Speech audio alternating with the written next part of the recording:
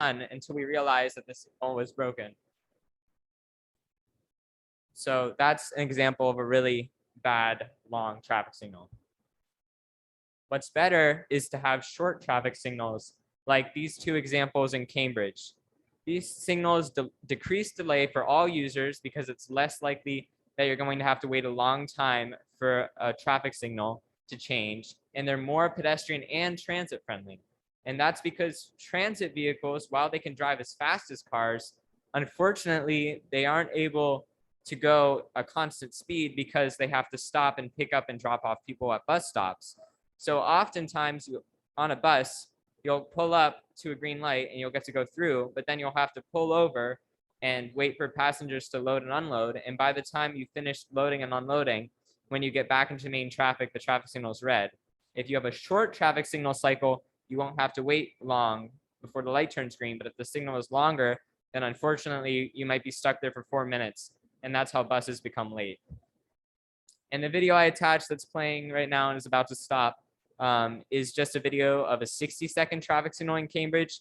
Cambridge does a really good job at using short traffic signal cycles. So at the moment, their preferred maximum cycle length is 90 seconds during peak hours and 75 seconds off peak, which is really friendly to people outside of cars and people in cars, just to everybody. But signals typically are just designed with cars in mind. Many engineers, especially older style ones, won't think about pedestrians or bicyclists. So many of you may know this intersection. It's Memorial Drive at River Street. It's a popular multi-use trail. A lot of people like to use it. But unfortunately, when the signal was replaced, the engineers designing it didn't think about pedestrians or how humans would use this intersection. So what I circled here, there's a green light for cars on Memorial Drive. There's a no left turn sign, meaning that no cars are going to turn over that crosswalk.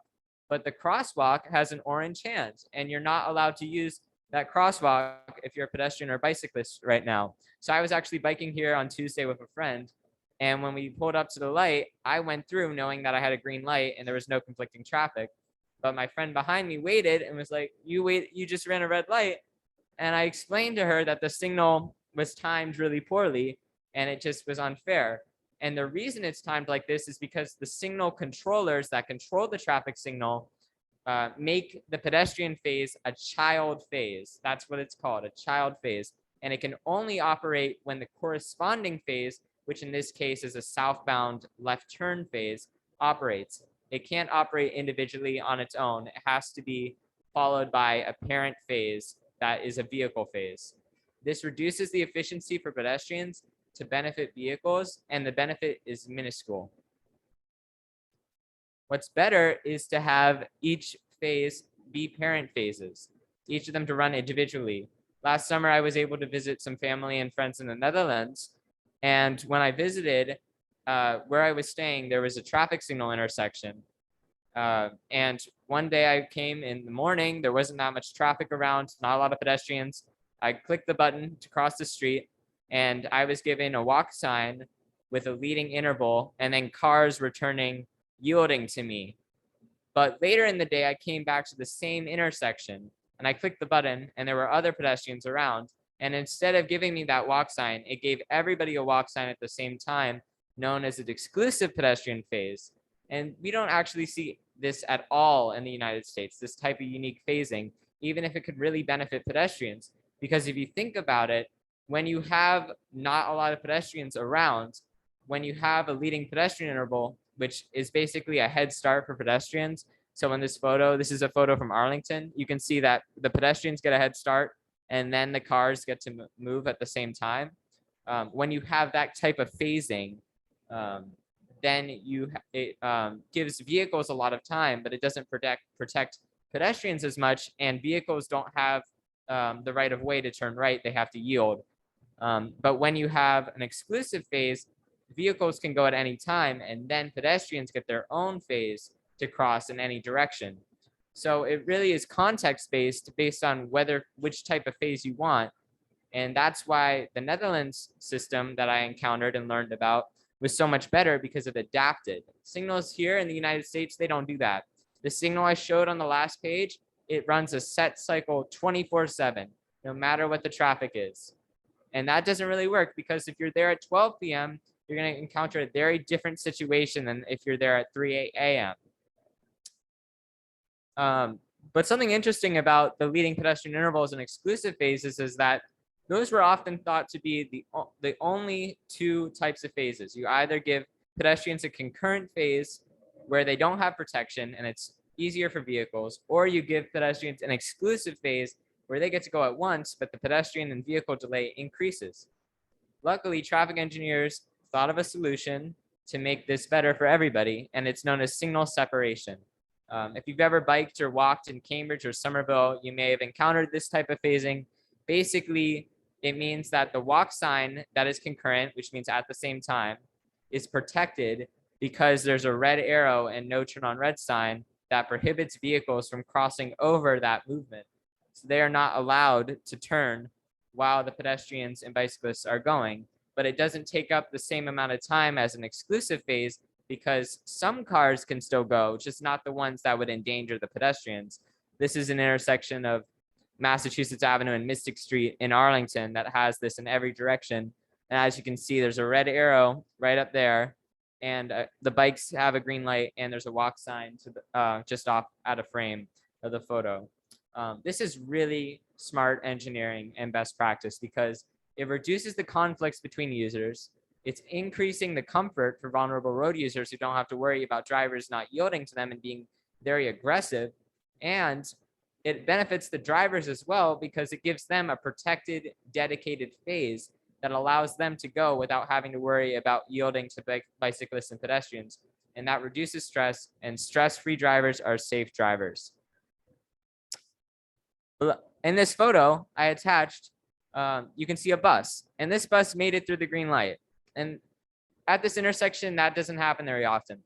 This is the 77, and I take this bus all the time when I come from the red line and get off in Porter Square. And there's a bus stop right before this intersection. So typically the bus stops at the bus stop. And then by the time it starts going, like we talked about earlier, the signal, it's off the coordination wave for the traffic signals, and the bus is stuck waiting at this long traffic signal for the full cycle. So how can we help that bus? We can give the bus transit signal priority, which helps the buses and other transit vehicles get priority at traffic signals. So basically, you can just imagine that a traffic signal and the bus are talking to each other and they're in communication. It's the MBTA is starting to standardize this system, and they're going to start using this across the system on key corridors. Mass Ave and Cambridge and Arlington already have it at some spots, and it's really transformative. There's two main types. One's more common than the other, but both can be used. The first type is a red truncation. And basically what that means is that if the bus is approaching a red light, the side street green light for the other street can turn red earlier, so the bus gets an earlier green light than if the bus wasn't there. The other style is known as a green extension. That means that if the bus is coming up to a light that's already been green for a long time, the traffic signal, the bus can talk to the signal and say, hey, can you give me a couple more seconds just to get through this light? Because I have 20 people on the bus and all the vehicles made it through. And the signal will say, okay, and give the bus 5 seconds or so to make it through the light before it turns red. And here's a video I attached. This is Columbus Avenue in Boston. As you can see, the bus approaches and the light turns green, and all of the cars had to wait while the bus got priority because there are more people on that bus than there are in the cars that typically have one, maybe two people in them. The bus had 20. So it makes sense to give the bus priority so they can make it through all the green lights, even if that means delaying people in single cars a little bit more. It's a trade-off, but it's worth it. But when you learn about transit signal priority, you may ask, well, why don't they have this for pedestrians or bicyclists? Well, pedestrian priority, many people believe that the best way to give pedestrians priority is to make the walk signs automatic, which means you don't have to click the button for the walk sign. And this can be true in many cases, but it actually is a little bit of a myth. So the best way to give pedestrians priority is to actually require actuation or buttons. These are known as hot buttons, and it's a really cool term. I love it. Basically, what a hot button is that if you press a hot button, the signal will turn yellow in the other direction immediately. Boom, it'll turn yellow, red, and then you get a walk sign within 5 or 6 seconds. Obviously, when you have the walk sign on automatically, you may be lucky and you may just walk up to the intersection and the walk sign will come on and you won't have to wait at all. And maybe people like me who know the traffic signal can adjust their walking speed to make that work, but that's not really fair. It's better to have a hot button so that you get priority at the traffic signal when you click the button. But it's really important to note that this is all context-based. So I attached this photo. This is the intersection of Ring Street at Massachusetts Avenue. As you can see, one of the crosswalk buttons, the one on the right, says push for audible signal. So that crosswalk is automatic. You don't have to click the button and you'll get a walk sign. And that's because that phase is frequently crossed. A lot of people cross at that crosswalk. So most of the time, somebody has clicked the button and you'll get a walk sign. So there's no need to require it. The other crosswalk is less frequently used and requires a button push because it crosses a really wide road. And when you have a really wide road to cross, it takes a lot of time for the signal to count down. And for example, if you imagine a multi-use path at an intersection with a really wide boulevard, and there's a crosswalk across that wide boulevard that for some reason just isn't used very often. If the signal was timed to put the pedestrian service in recall, which means that it comes on automatically, then pedestrians on the multi-use trail would be delayed because as the signal counts down 30, 20, it takes forever. A bunch of bicyclists and pedestrians and cars are waiting on that boulevard or multi-use path to cross the street, and they're not able to because the signal just gave a walk sign to a ghost pedestrian.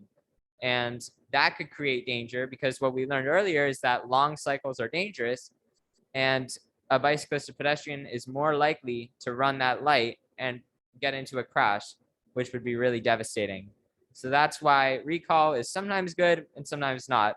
And I attached a video of pedestrian actuation in Arlington. So as you can see, I'm walking. There's a camera. It detects me and turns on a sign that says wait for green. And then I don't have to click the button. And as soon as I get up to the curb cut, it goes to a walk sign and the light turns on. I didn't have to click any button. I didn't have to slow down at all. And I didn't have to be lucky. That's the way it should be. And the signal there isn't automatic. It only turns on when there's a pedestrian, but it actually works better in this sense because the pedestrian traffic isn't as high. And when it is, the signal can adapt to that. And that's actually better than having the pedestrian call every time. And really what we've been talking about tonight has been an invisible infrastructure. Traffic signals are invisible infrastructure because a lot of people don't think about them the way that maybe I do. You see the light, it's red, you stop. If it's green, you go. But there's so many other levels to it. And that's why I really wanted to call attention to this corridor in Cambridge. So this is Hampshire Street between Prospect Street and Portland Street. So this is Prospect Street right here. And a lot of people bike on this corridor. It's actually the most popular bicycling corridor in the Boston metro area. But I'm sure a lot of you didn't realize that this traffic signal actually has a green wave. And what a green wave is a signal phasing strategy where the traffic signals talk to one another and time the traffic signals so that bicyclists going a certain speed, likely 10 to 15 miles an hour, don't have to wait at any lights. They can make it through all of them. This is great for bicyclists, obviously, because you'll hit less red lights, but it also improves the signal compliance for bicyclists because they know if they wait at one signal, they'll make it through all of them. And it reduces the need for bicyclists to start and stop, which can take a lot of energy and can be really difficult, especially when the weather is so hot or cold. So this is a photo from Chicago. In Chicago, when they do green waves, they add signs to let people know what speed the signal is set for. In Cambridge, that hasn't happened yet, but it might happen in the future. And the city, as I'm aware, is looking to explore this further. on certain corridors, such as Massachusetts Avenue between Harvard Square and Alewife Brook Parkway. That would give bicyclists a green wave as long as they maintain a certain speed that's comfortable and safe. So I've been talking more in the abstract about traffic signals, but I think it's really important to give a specific example of a street and of an intersection. So this is the intersection of Massachusetts Avenue and Beach Street. It's right near Porter Square. It's a pretty dangerous intersection, unfortunately, though, because there are a lot of people who bike through this intersection. It's very popular for bicyclists. I'm sure many of you may bike through there, but there are a lot of vehicles turning right and left at this intersection, creating a really dangerous situation for bicyclists and pedestrians. And there's a video here. It's a little bit small, but you can see a bicyclist almost get right hooked by cars because the cars do not yield to bicyclists in the way that they should. So when Cambridge looked at doing a quick build in Porter Square that they're going to install within the month, they looked at doing signal separation, which is what we talked about earlier when you have the red arrow and the green arrow, because they weren't able to modify curbs because it's a quick build project. So that's just out of scope in the amount of funds that they have to do this project. And they also weren't able to ban the turns right or left at the intersection because you have a lot of traffic at that intersection turning right and left, and banning that movement could create a lot of cut through traffic and other negative implications at the intersection. So the city was kind of stuck, and a lot of cities likely wouldn't have done anything and would have just left it as is and said that the separated bike lanes will help. But the city of Cambridge luckily decided to implement a solution that is going to go live within the next few weeks called the leading bicycle interval. So this proposal will give bicyclists and pedestrians a 7-second head start over turning vehicles. There's a diagram here from the city of Cambridge that shows this. So this is 2A, the phase, and bicyclists and pedestrians will get a head start over the turning traffic, allowing them to establish their priority and their right of way in the intersection, forcing drivers turning left and right to yield to them because they're already in the intersection and you're not able to drive through bicyclists and pedestrians if they're already there. And this has really seen to decrease crashes and collisions and increase the comfort for bicyclists. And furthermore, the left turn phase that actually now comes at the beginning of the cycle and gives people turning left from Mass Ave onto Beach Street a green arrow to go first. When that arrow expires and turns yellow and then to a green ball, many drivers turning left do not stop because they already established their presence in the intersection and believe that they can continue through even with cars and pedestrians and bicycles waiting.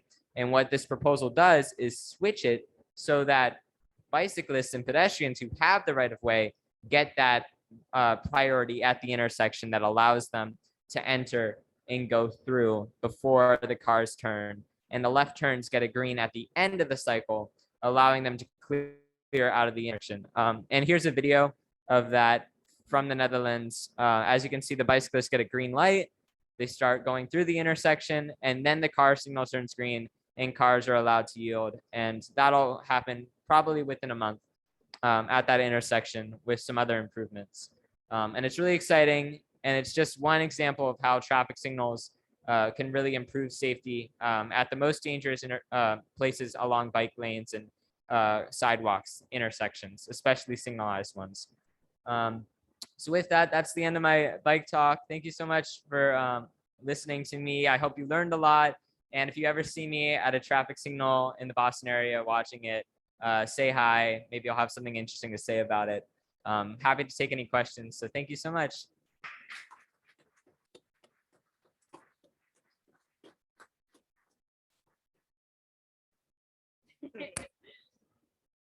Awesome. Thank you so much, Petru. That was great. If anyone has questions, it's best if you can kind of come up on this side and I can just pass you the microphone.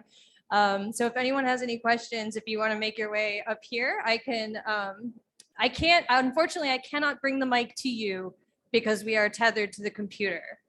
So so Oh, I have one actually. I have a question. A lot of the reason that I am on this Acela ride with Petru is that he is doing bike signal compliance audits as a project for school. And so I get to tag along and watch a traffic signal operate for an hour. And Petru takes video and then calculates the percent compliance. And these are what he discussed, having the green arrow, basically a protected intersection with banned right turns. Like that.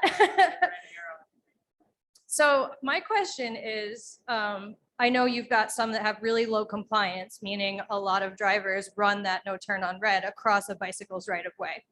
What do you think are some factors that contribute to low compliance based on a lot of the intersections you've seen? Thank you so much for that question. So at traffic signals where we see that low compliance, when you're driving, there's a lot going on. So focusing on traffic signals, if they're hidden or not in your point of view, might just be the last thing you're focused on, especially if there's drivers in front of you. So I like to say, put the signal in your face. So put it right over the lane, put the sign right there, and make it impossible to miss, because if it's right there in front of you while you're driving, that's where you're supposed to look when you're driving. You can't miss it. Of course, there's a baseline. 70% of drivers will ignore no turn on red signs. But whenever we see compliance lower than that, then that's a red flag to me that there's something wrong with the signal and it's confusing. And that's when I typically send an email. For example, I was I was at an intersection in Cambridge and I did an audit and I got 38% compliance at that intersection, which is really awful. So I sent an email with some recommendations and we'll see. Awesome, thank you. And I see there we have an online question. So let's see what our folks at home have to say. Hi, reading a question from the chat from Daryl.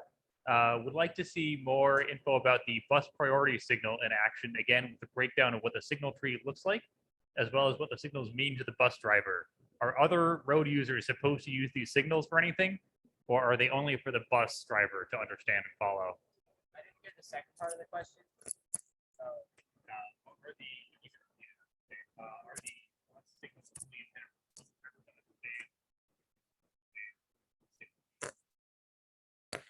So the question was about transit signal or bus signal priority, where the buses get the green light early. And the second question was the bus signals are designed in a really interesting way. I can actually go back to remind folks about them. And you can see that they have the white indications that aren't green, the standard green, yellow, and red. So how transit signal priority works is that it really depends.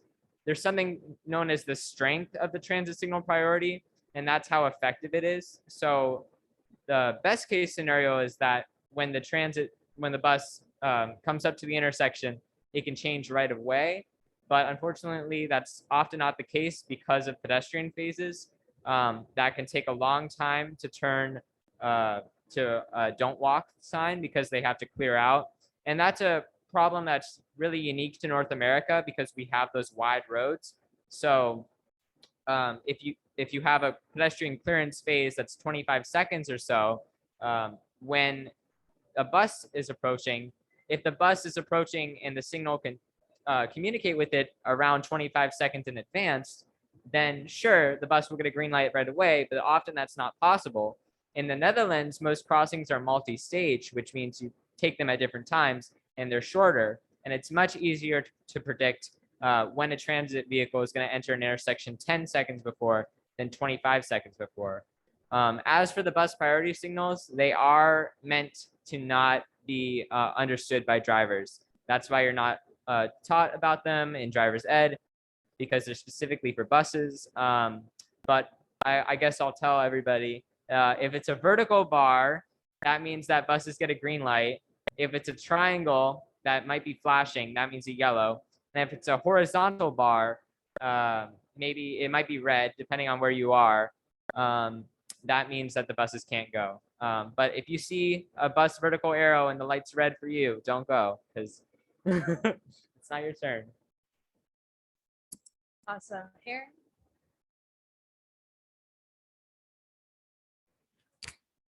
Thanks for the presentation. I'm wondering about how street design can intersect with traffic lights, and specifically, how can you use street design to help encourage more compliance for traffic lights? And also, there are times where street design might actually negate the need for any sort of traffic signal. I'm glad you asked this because I have the perfect slide for it in the appendix. So what the question was, how can street design be used instead of a signal or sometimes to benefit a traffic signal? And what I attached are photos of protected intersections. So basically, this is a strategy that can be used to slow the turning speed of vehicles so that signal separation isn't needed. For example, at Massachusetts Avenue and Beach Street, that's one of the things that Cambridge might look to install when they reconstruct that segment as part of the Mass Ave 4 reconstruction in 2026, 2027, 2028, because they don't need the space for a right turn lane and a right turn traffic signal. They can just use these islands. As you can see, this is basically the main island that is used. It's a corner island, and the one that is red and in bricks is never meant to be crossed. And the one that is stone and a little bit more flush with the ground is a mountable island. So people driving trucks can drive over that because they might need to based on the size of their truck and the amount of wheels they have, the length of the truck. But drivers actually turn around it. So when you use a protected intersection, you can build from the traffic signal and increase yielding compliance. And the other thing that it does is that it brings pedestrians and bicycles closer to the intersection, and the traffic stop bar is set back, meaning that you don't need to give leading pedestrian intervals and bicycle intervals because they already are ahead of the vehicles physically, so that when they enter the intersection, drivers will already be forced to yield to them. As for signal removal, this is Powder House Square in Somerville. And as you can see, there's a signal cantilever, but there's no signal on it. And that's because the traffic signals here, it found that when you modified the geometry, they weren't actually needed because it creates more of a roundabout that might just work better in that circumstance. And I believe it does. So signals are great and I love them, but they just aren't right for every situation. It's all about context.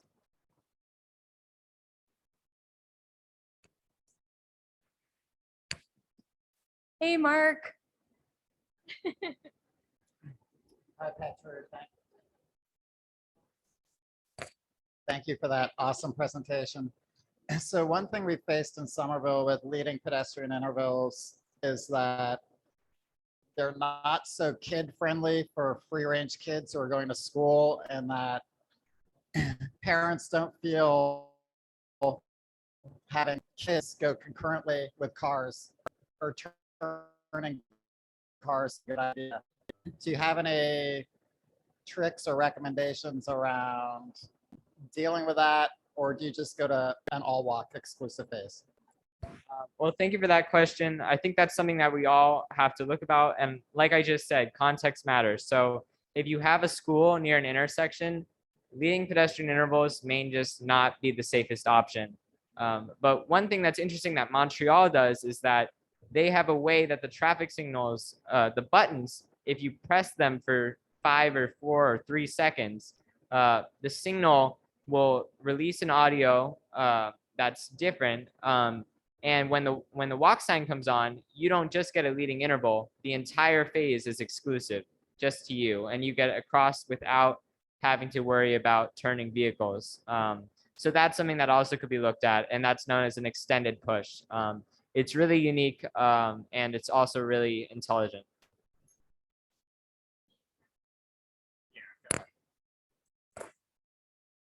Reading a couple more questions from the chat. Let's see. From Ken. Petru, you didn't share the famous photo of you with Jeff Parenti. Can you explain the situation around that signal timing change?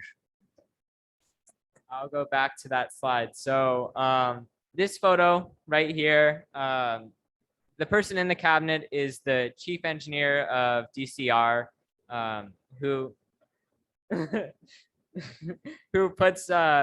who basically designs and engineers all the traffic signals and intersections and roads on DCR. He's in charge of them. So I'm part of a coalition that's known as the Route 16 Traffic Calming Coalition, aiming to fight for a safer and less car-centric corridor in Somerville. And we hosted a walk back in early June where we walked the corridor, and we were lucky enough to have Chief Brenny join us on the walk. And we were able to actually get some in real-time changes to the traffic signals. So the intersection of Broadway, you can kind of see it faintly up there. Broadway and Alewife Parkway is a really busy intersection with a lot of pedestrians. And the way that the crosswalk was timed was that it only gave pedestrians 8 seconds of a flashing don't walk hand, which wasn't enough because the road that they were crossing was wide. And there's something known in traffic engineering as the 3.5 feet per second rule. And that's the assumed average walking speed for pedestrians. And the signal was previously set at 4 feet per second. So when you did the calculation, the street was 44 feet wide. And when you divide that by 3.5, you get around 13 seconds, not 8 seconds like was there previously. So Chief Brenny recognized that. He was familiar with that rule.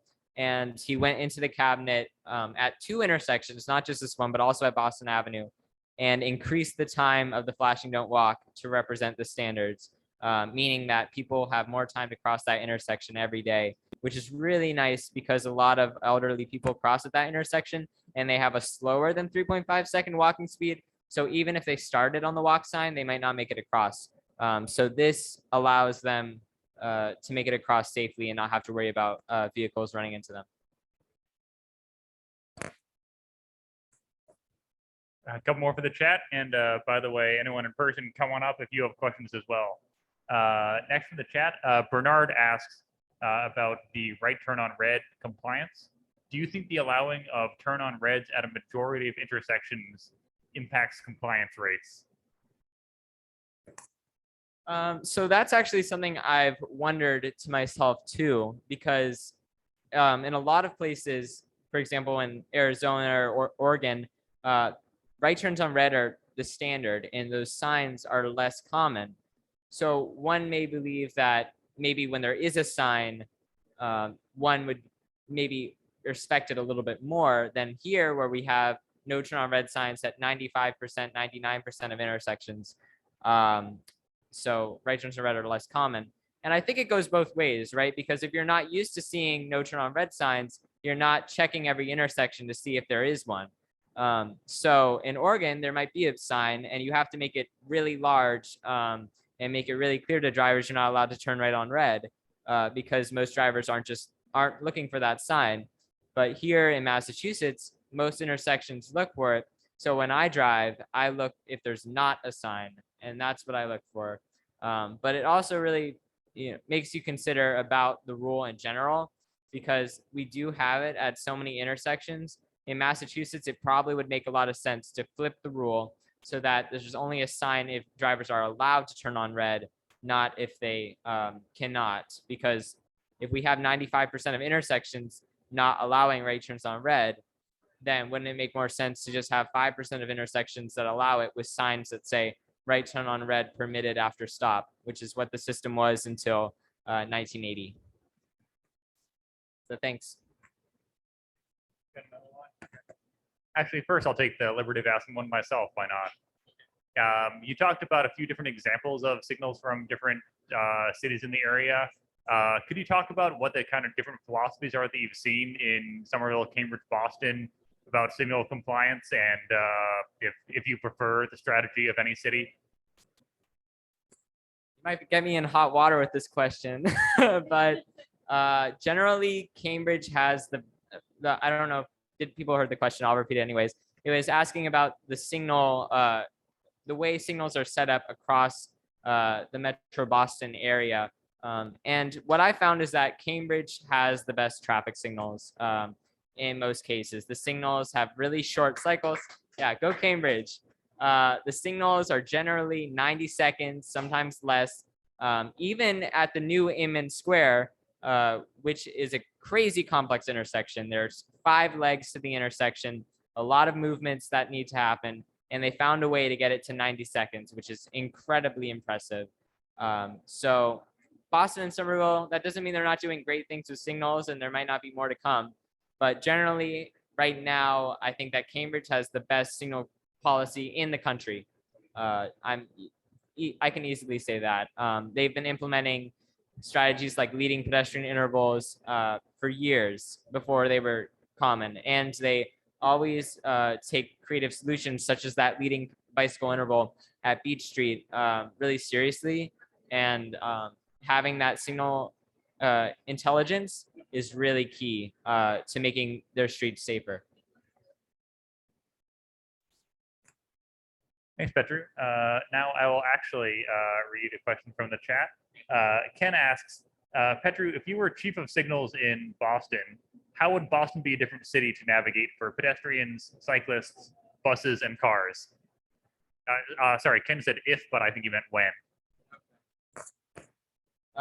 So that's a really, the question was about if you can, if you were like in charge of all the traffic signals in Boston, what changes would you make?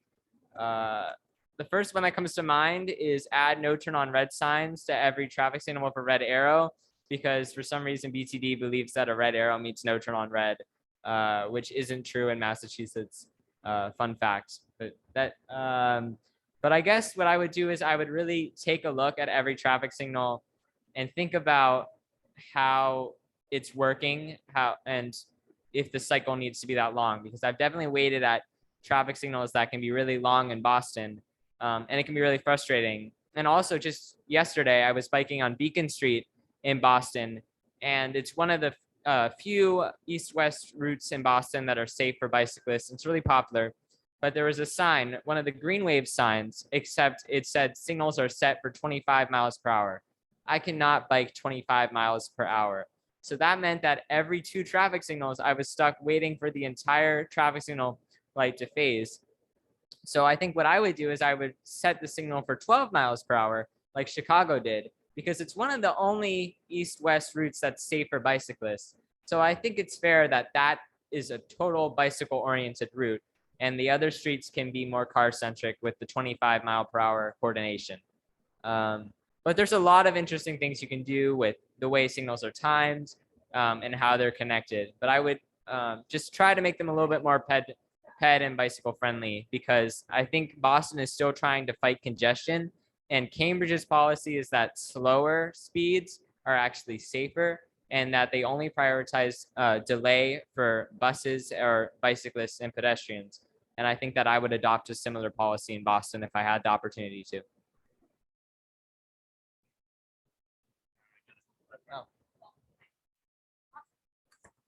Hi. Oh, thank you, Petru. So I guess I have a question here that is related to the success of these signals and connections in terms of like community engagement, accessibility. So in advance of some of these signals going in, I don't know if you have borne witness to like communication with community members in advance and what that's looked like to make people, to prepare people for these changes.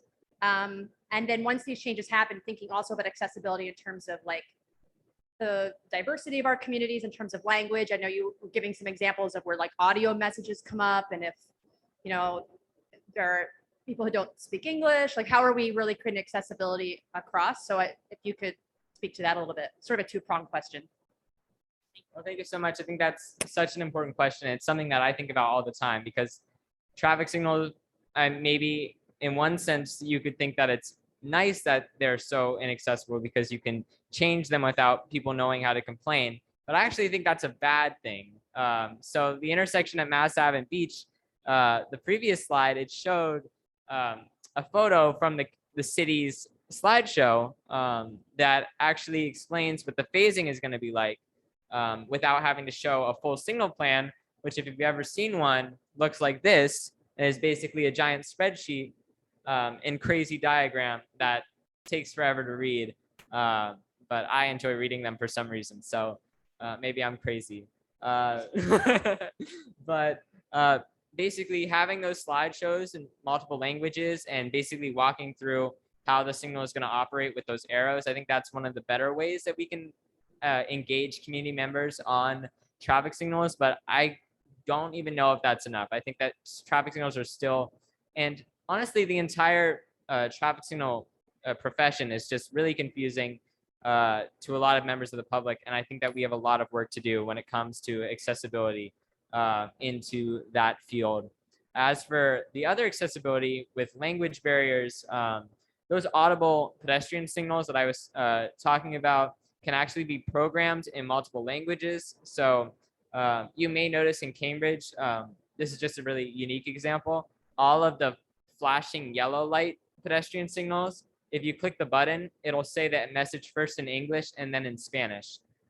So that's something that you can do to improve the language barrier, especially when you know that you're in a location that doesn't have a lot of, that there's less people that speak English, because English isn't the official language of the United States. So it's really important that everybody knows when they can cross the street.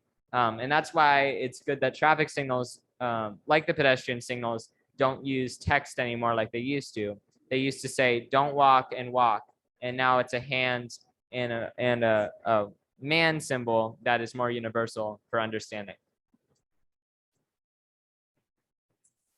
One more question in the chat. I think we're close to wrapping up on the Q&A, but Petru, if you can stick around, if anyone else wants to come up with a question afterwards, that'd be great. Question from Ken.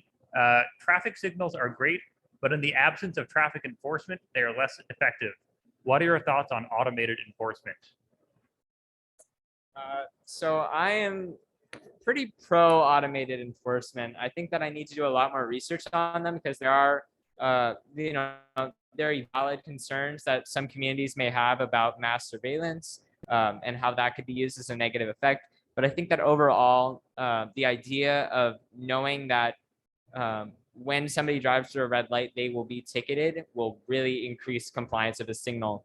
But that's only one level. So, right. So like, if you think about the signal compliance as a pie chart, there's 30% of people who are going to run the no turn on red sign anyways. So traffic signal automated enforcement, which is when you have a camera that takes a photo of a license plate and finds a driver, if you have that 30%, they will probably be gone. If you put up a sign that says red light photo enforcement, you will be fined if you run this light. So that's an easy way to prevent or keep compliance high, but that doesn't affect the people who might be confused about the traffic signal operation. So it's really a lot of factors that you have to consider at any given time, because you want the signal to be clear, but you also want to make sure that people are obeying the laws. So yeah. Thanks, Petru. Can we get a round of applause in person and virtual for Petru?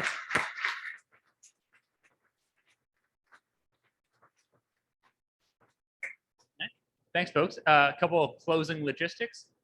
First, Petru has agreed to stick around for a little while, so come on up to ask him any other questions if you have a chance. Thanks to our host, Aeronaut. As always, we encourage everyone except Petru to grab a beer if that's your thing. Come back on August 17th for Yari de Jesus' talk, which we're excited for. And one other closing logistic, our usual host, Ken Carlson, couldn't make it in person tonight. You may have heard he is moving all the way over to Cambridge, a whole mile and a half from his place in Somerville. We'll miss him. We're going to let him keep advocating in Somerville if he wants to. But since Ken has done so much work in Somerville, and including countless advocacy accomplishments, but most specifically right now, founding and hosting Bike Talk for many years, I want to take a moment to thank Ken and all raise our glasses to say cheers. So we're going to turn the camera around, and if anybody could raise their glass to say cheers to Ken. If you're on the Zoom, we encourage you to raise your camera, turn your camera on if you're comfortable. Cheers, Ken. Cheers. All right. Well, we'll miss you, Ken, but glad you're not going too far. That's all we've got. Thanks, folks. See you again in August.